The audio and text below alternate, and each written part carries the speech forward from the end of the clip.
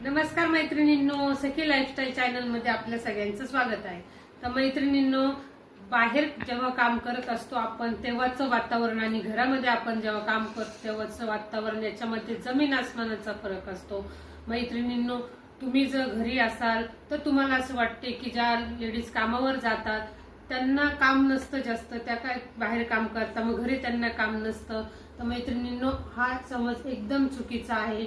आपणच आपल्या ज्या महिला लेडीज ज्या मैत्रिणी आहेत त्यांना समजून घेतलं पाहिजे। तर मला पण बरेच महिला असं बोलत असतात की तुम्ही तर वर्किंग वुमन आहात, तुम्ही तर नोकरी करता, तर तुम्हाला घरामध्ये तर काम करायची गरजच नसेल, तुम्ही बाहेर एवढा वेळ असता मग घरी तुम्ही काम नसेल करत असं। पण मैत्रिणींनो, असं काहीही नाहीये। मैत्रिणींनो, बाहेर आपण काम करतो तेव्हा आपल्याला घरात देखील तेवढंच लक्ष द्यावं लागतं, तेवढेच कामं देखील करावे लागतात आणि सगळ्याच गोष्टींना सांभाळावं लागतं। असं काहीच नाहीये की बाहेर काम केलं म्हणजे आपण घरामध्ये दुर्लक्ष करतोय गोष्टींकडं। पण हा एक मात्र असतं की थोड्याफार प्रमाणात कामांमध्ये थोडासा फरक असतो। गृहिणींचं काम आणि वर्किंग वुमनचं काम याच्यामध्ये थोडासा फरक दिसू शकतो तुम्हाला। तो फरक असा आहे की गृहिणी ह्या जेव्हा घरामध्ये दिवसभर कामं करत असतात त्यावेळेस जे पाहुणे वगैरे येतात तेव्हा त्यांना त्यांचा पाहुणचार करण्यासाठी वेळ भेटत असतो आणि त्या ज्या आहेत त्या पाहुण्यांसाठी पण त्या गृहिणी म्हणजे अशा खूप चांगलं व्यक्तिमत्व वाटत असतं का, तर त्यात पूर्ण पाहुणचार करतात त्यांचा। पण वर्किंग वुमनचं मात्र काय होतं, तिला पाहुण्यांसाठी जास्त वेळ देता येत नाही। मग येणारे पण पाहुणे काय विचार करता येईल, बाई हिच्याकडे तर वेळच नाही, तर सारखी कामच करत असते, काय हिच्याकडे जावं, इथं साधं पाणी सुद्धा देणार नाही आपल्याला लवकर। मग एक गैरसमज तयार होतो का ज्या हाऊसवाईफ आहे, ज्या गृहिणी आहेत त्या खूप छान पाहुण्यांचा पाहुणचार करतात आणि ज्या वर्किंग वुमन आहेत त्या पाहुण्यांकडे दुर्लक्ष करतात। पण मैत्रिणींनो, कुठेतरी एक माणूस म्हणून एक शरीर दमलेलं असतं, थकलेलं असतं, कामाच्या ठिकाणचं प्रेशर असतं, मनामध्ये असंख्य असे गोष्टी चालू असतात आणि अशा याच्यामध्ये घरामध्ये पण आपण जास्त लक्ष देऊ शकत नाही। त्यात पाहुणे वगैरे आलेच तर ते पण नाही एवढं होत। पण मग ठीक आहे, हे सगळ्यांनी समजून घेतलं पाहिजे। काही लेडीज जर घराच्या बाहेर पडते काम करते तर ही पण हिच्या फॅमिलीसाठीच काम करते, ही काही स्वतःच्या स्वार्थासाठी काम करत नाहीये। तर हे पण बाकीच्या लेडीजनी समजून घेतलं पाहिजे।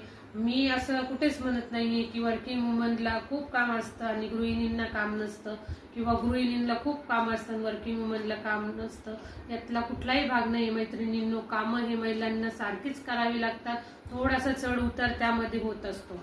तर मैत्रिणींनो, आता तुम्ही ज्या गृहिणी घरी आहात त्या घरासाठी खूप वेळ देतात, त्यामुळे त्यांचं घर सुद्धा असं खूप छान सजलेलं किंवा टापटीप आवरलेलं असं तुम्हाला बघायला भेटतं।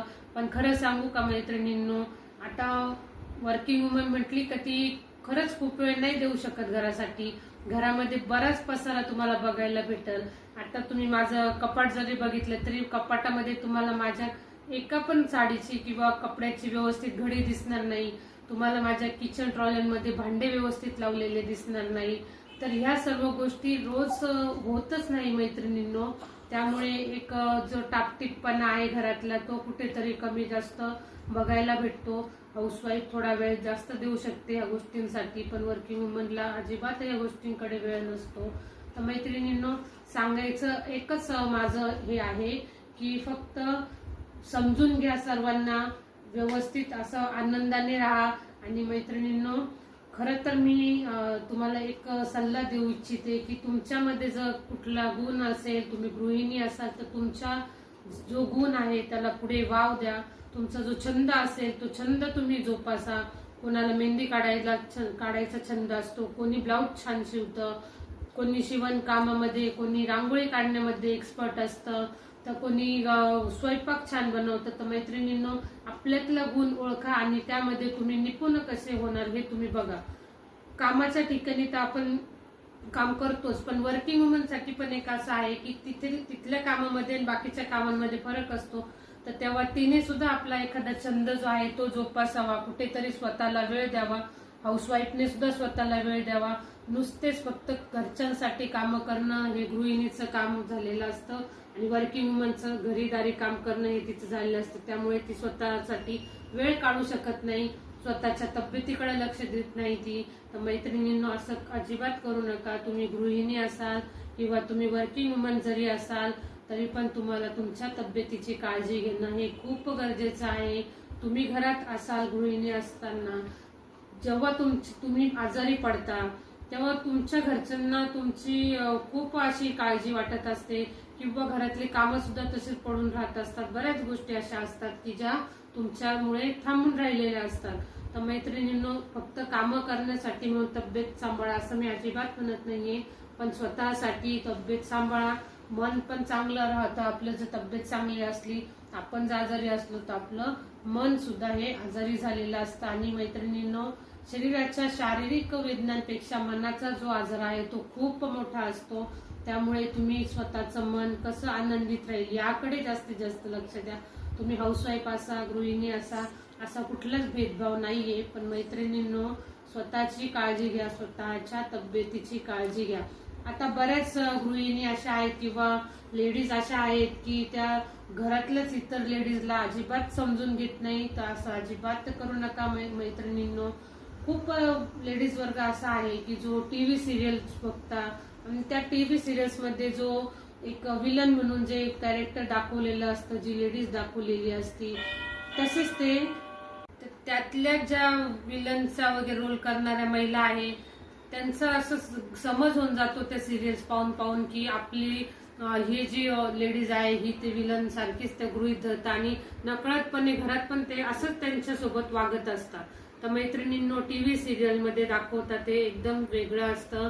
ते आपल्या आयुष्यामध्ये आपण कधीच एक मनोरंजन म्हणून तुम्ही बघू शकताय, पण टीव्ही मध्ये जे विलनचं कॅरेक्टर करणारी लेडीज आहे तीच आपली ती रिलेशन मधली ती रिलेटिव्ह जी आपली आहे ती आहे असं अजिबात समजू नका. टीव्ही सिरियल मधले जे दाखवले ते तिथपर्यंतच राहू द्या. नातेवाईकांमधले आपल्या त्या लेडीज असेल तर त्यांच्याशी अजिबात असं वागू नका. मैत्रिणींनो, एक महिलाच दुसऱ्या महिलेला समजून घेऊ शकते.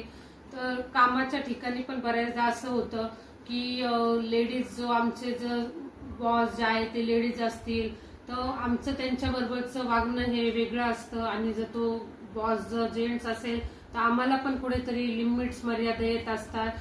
तेच घरामध्ये पण नसतं, वेगळं असं कुठेच नाहीये. फक्त एक कामाचं ठिकाणच्या इथे एक प्रोफेशनलपणा असतो, घरामध्ये एक रिलेशन आपल्याला जपायचे असतात. पण मैत्रिणींनो, कामाच्या ठिकाणचं आपण 2, 4, 8 तास काम करून घरी येतो, पण घरात मात्र तुम्ही तसंच वागत असाल, तुमच्यासोबत दुसरं कोण तसं वागत असेल तर तुम्ही त्याच्यावरती स्वतःवरती एवढं टेन्शन न घेता तुम्ही मात्र रिलॅक्स राहा.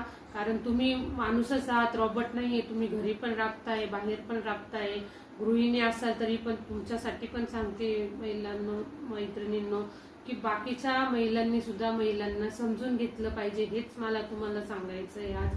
आणि मैत्रिणींनो, मी पुन्हा तुम्हाला सांगते की तुमच्यामध्ये जो गुण असेल तो तुम्ही ओळखा आणि त्या गुणाचा तुम्ही कसा आपल्या मानसिक आनंदामध्ये तुम्ही त्याचा कसं तुम्ही वाढवू शकता येते त्याच्यासाठी तुम्ही विचार करा. मैत्रिणींनो, आपल्या आजूबाजूला बरेच लोक असतात, काही आपल्याला चांगलं पण बोलत असतात, वाईट बोलणारे तर त्याहून जास्त असतात. तर ते जे वाईट बोलतात ते मनाला अजिबात लावून घ्यायचं नाही, तिथल्या तिथे ऐकून सोडून द्यायचं. पण आपल्या आजूबाजूला एक तरी अशी व्यक्ती असते मैत्रिणींनो जी आपल्याला समजून घेणारी असते, ती आपल्या सगळ्या गोष्टी पण ऐकून घेते, त्याच्यावर रिॲक्शन पण करते.